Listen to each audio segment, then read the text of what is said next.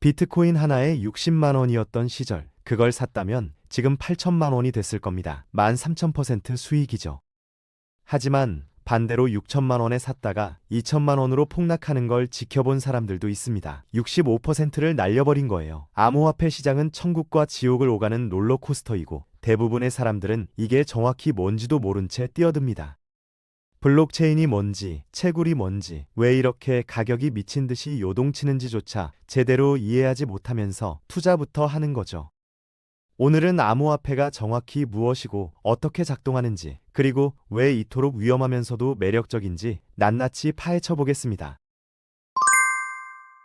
암호화폐라는 단어는 크립토와 커런시의 합성어입니다. 크립토는 숨겨진, 비밀스러운 이란 뜻인데 암호학을 의미하죠. 정보를 안전하게 숨기는 기술이에요. 커런시는 그냥 돈, 화폐를 말합니다. 그러니까 암호화폐는 암호 기술로 보호되는 디지털 화폐이고 컴퓨터 네트워크를 통해 거래되는 겁니다. 디지털이기 때문에 물리적인 형태가 없어요. 비트코인 사진을 보고 이게 암호화폐의 모습이라고 생각할 수도 있는데 전혀 아닙니다. 암호화폐는 완전히 온라인에만 존재하고 물리적 형태가 전혀 없거든요. 일반 돈처럼 보내고 받고 물건을 사는데 쓸 수 있습니다.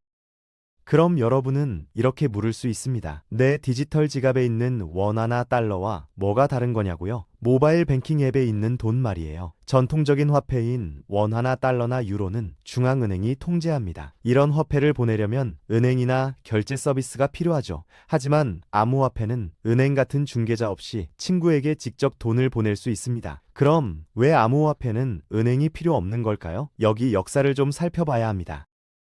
암호화폐의 현대적 이야기는 2009년 사토시 나카모토라는 익명의 인물이 만든 비트코인에서 시작됩니다. 이름과 배경이 일본인처럼 보여서 많은 사람들이 어떤 일본인 얼굴을 그라고 추정하지만 사실 아무도 그가 누군지 모릅니다. 중앙은행이나 정부가 인쇄하고 통제하는 원화나 달러나 유로 같은 전통 화폐와 달리 암호화폐는 통제에서 자유롭도록 만들어졌거든요. 일부 사람들은 정부가 돈을 통제하는 걸 싫어했고, 그래서 은행이나 중앙 권력 없이 사람들끼리 직접 돈을 주고받을 수 있는 방법으로 암호화폐를 만든 겁니다.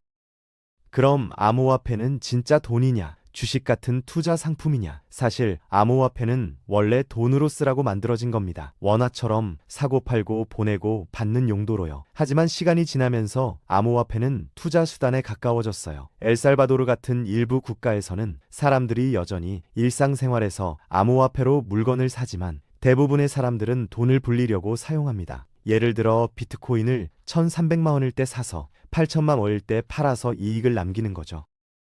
대부분의 사람들이 암호화폐를 화폐로 쓰고 싶어 하지 않는 이유는 변동성 때문입니다. 오늘 커피를 0.001 비트코인에 샀는데 내일은 같은 커피에 0.002 비트코인을 내야 할 수도 있거든요. 가격 변화가 너무 빨라서 예측이 불가능하기 때문에 대부분의 사람들은 여전히 전통 화폐를 돈으로 쓰고 암호화폐는 투자 수단으로 선호합니다. 암호화폐는 비트코인에서 시작됐지만 지금은 이더리움, 테더, 심지어 mem코인까지 수많은 코인이 존재하죠.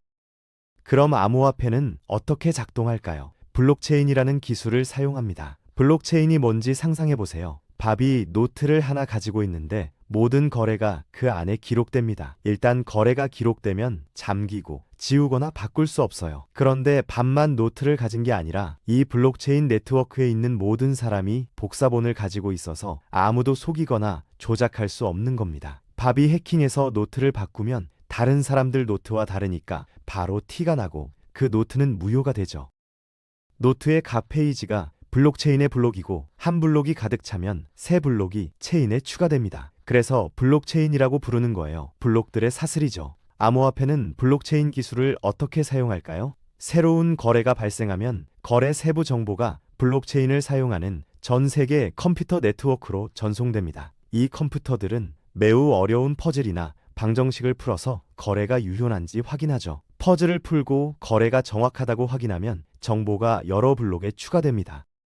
이 블록들이 서로 연결돼서 데이터가 영구적이고 변경 불가능하게 만들어지는 거예요. 그게 끝나면 거래가 성공한 겁니다. 일반 거래에서는 원화나 달러나 유로를 보낼 때 은행이 거래를 검증하고 처리하잖아요. 하지만 암호화폐에서는 전 세계에 있는 이 컴퓨터들이 어려운 퍼즐과 방정식을 풀어서 검증하는 겁니다. 그럼 누가 이 퍼즐을 풀까요? 퍼즐을 풀고 거래를 검증하는 사람들을 채굴자라고 부릅니다.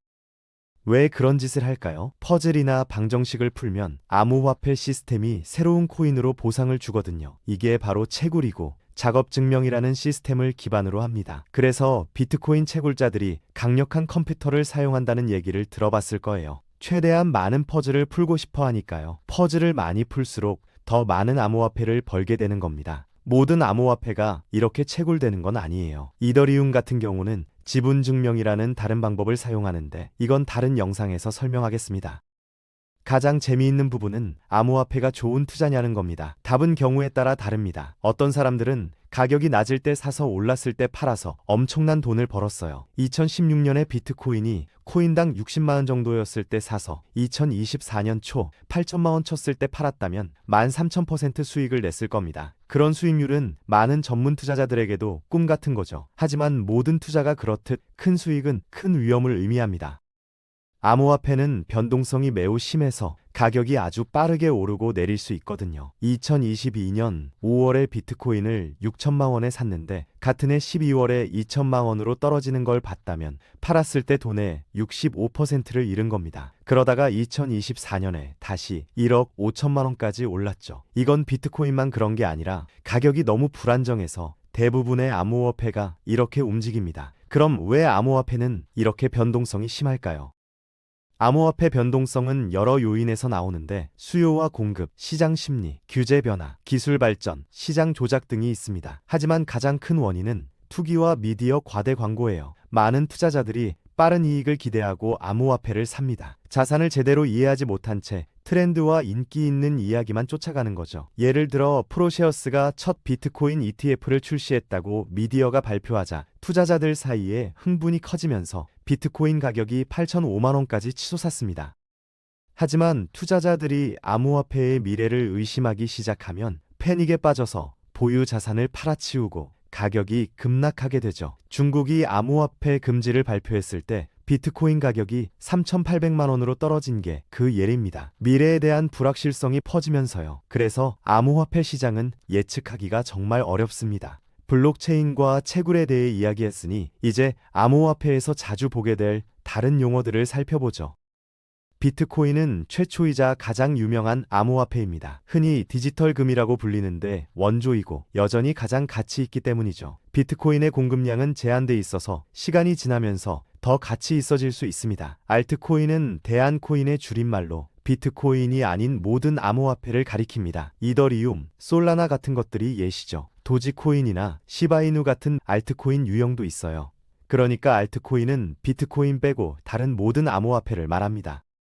지갑은 현금을 넣는 일반 지갑과 다릅니다. 암호화폐 지갑은 실제로 암호화폐를 보관하지 않거든요. 왜냐고요? 암호화폐는 항상 블록체인 위에 있으니까요. 암호화폐 지갑이 하는 일은 공개 키와 개인 키를 저장하는 겁니다. 지갑에는 두 종류가 있는데 핫월렛과 콜드월렛이에요. 핫월렛은 키를 온라인에 저장해서 쉽게 접근할 수 있지만 해킹에도 더 취약합니다. 반면 콜드월렛은 하드 드라이브 같은 곳에 키를 오프라인으로 저장해요. 이 유형이 더 안전하지만 덜 편리하죠. 하드 드라이브를 잃어버리면 암호화폐도 잃어버릴 수 있습니다. 제임스 하웰스라는 사람은 전 여자친구가 실수로 8,000개 비트코인의 개인 키가 들어있는 하드 드라이브를 버렸는데 당시 가치로만 수천억 원이었던 걸 지금까지도 쓰레기 매립지에서 찾으려고 애쓰고 있어요. 불쌍한 사람이죠. 암호화폐 지갑에는 두 종류의 키가 들어있습니다. 개인 키와 공개 키예요. 공개 키는 지갑 주소 같은 거라서 사람들이 그걸 사용해서 암호화폐를 보낼 수 있습니다. 개인 키는 비밀번호 같은 건데 지갑에 있는 암호화폐를 당신이 소유하고 있다는 걸 증명하죠. 공개 키는 누구한테나 공유할 수 있지만 개인 키는 절대 비밀로 해야 합니다. 포크는 암호화폐가 두 버전으로 나뉘는 걸 말하는데 커뮤니티가 암호화폐를 어떻게 운영하거나 개선할지에 대해 의견이 갈릴 때 발생합니다. 예를 들어 일부는 비트코인의 블록 크기를 늘려서 거래를 빠르게 하고 싶어 했고 다른 이들은 반대했어요. 변화에 동의한 사람들은 비트코인 캐시로 옮겨갔고 원래 방식을 선호한 사람들은 비트코인에 남았죠. 암호화폐에는 당연히 장단점이 있습니다. 장점부터 보죠. 탈중앙화가 첫 번째 장점인데 중앙은행 같은 단일 권한이 암호화폐를 통제할 수 없다는 뜻입니다. 전통 화폐와 달리 정부가 암호화폐를 통제하거나 가치를 정할 수 없어요. 두 번째 장점은 접근성입니다. 암호화폐는 은행이 없는 사람들에게도 금융 접근을 제공할 수 있거든요. 은행에 가서 계좌를 등록하고 긴 줄을 서고 서류 작업을 많이 해야 하는 대신 암호화폐는 훨씬 간단하게 만들어줍니다. 인터넷 연결만 있으면 복잡한 신청 절차 없이 누구나 참여할 수 있어요. 세 번째 장점은 암호화폐가 유연하다는 겁니다. 언제 어디서든 누구에게나 돈을 보낼 수 있죠. 암호화폐는 쉬지 않고 24시간 내내 작동합니다. 은행 없이도 전 세계로 빠르게 돈을 보낼 수 있고 수수료도 훨씬 낮아요. 네 번째 장점은 프라이버시입니다. 대부분의 암호화폐는 전통적인 은행보다 더 많은 프라이버시를 제공하는데 거래 데이터가 암호화돼 있어서 추적하기 어렵거든요. 하지만 이 데이터는 여전히 공개 블록체인에 저장돼 있어서 일부 사람들이 믿는 것처럼 완전히 비밀은 아닙니다. 정부나 국세청 같은 곳에서 충분히 깊이 조사하면 여전히 거래를 추적할 수 있어요. 더 어렵긴 하지만요. 다섯 번째 장점은 당연히 높은 수익 가능성입니다. 많은 사람들이 큰 이익을 낼 기회 때문에 암호화폐에 투자하죠. 비트코인이나 이더리움 같은 코인은 연간 수백 %씩 가치가 올랐습니다.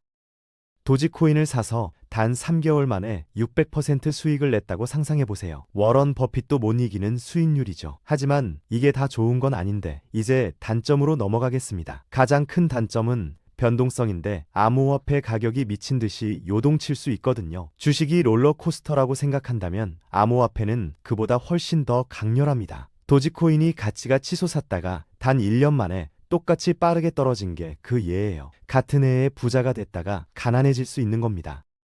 두 번째 단점은 불법 거래입니다. 암호화폐가 많은 프라이버시를 제공한다고 했죠. 하지만 바로 이 프라이버시 때문에 불법 거래를 하거나 돈을 세탁하려는 범죄자들의 핫스팟이 됩니다. 암호화폐 거래는 추적하기 어려워서 범죄자들이 돈을 옮기고 당국의 탐지를 피하는 데 사용하거든요. 세 번째 단점은 규제 불확실성입니다. 정부가 통제할 수 없으니까 그걸 좋아할 리 없고 가만히 있지도 않을 겁니다.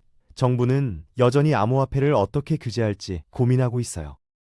이게 미래의 암호화폐 사용 방식을 바꿀 수 있습니다. 실제로 암호화폐 규제는 2024년 미국 대선에서 뜨거운 주제가 됐죠. 네 번째 단점은 사기입니다. 사기꾼이 가짜 암호화폐 웹사이트를 보여주는 수법이 있어요. 그러고는 가짜 수익 약속으로 그 암호화폐를 사서 투자하라고 유혹하죠. 결국 돈을 인출할 수 없게 돼서 갇히는 겁니다. 다른 수법은 사기꾼이 코인을 보내달라고 하는 건데 고전적인 사기 수법이죠. 일단 사기꾼에게 암호화폐를 보내면 되돌릴 수 없습니다.